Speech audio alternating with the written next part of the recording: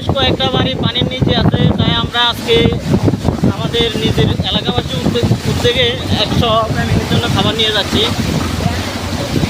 আমাদের রাজারামপুরের মধ্যে এখনো বেশ কয়েকটা বাড়ি আছে, এখনো পানির নিচে আছে।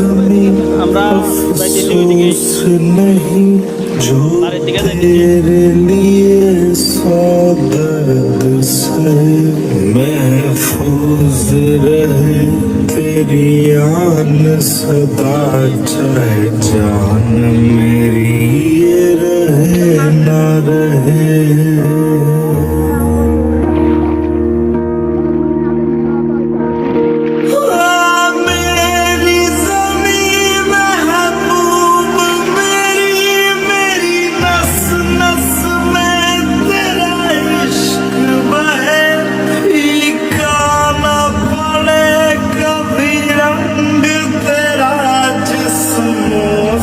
निकल के खून कहे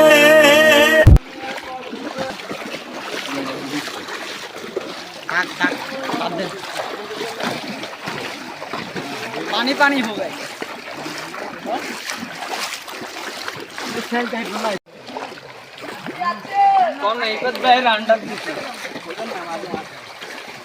এটা আমরা নিজেদের উদ্যোগে দিচ্ছি, সামান্য পরিমাণ দিচ্ছি, এত পরিমাণ দিতে পারতেছি না। আমাদের যতটুকু সামর্থ্য আছে আমরা ওই অনুযায়ী দান করার চেষ্টা করতেছি।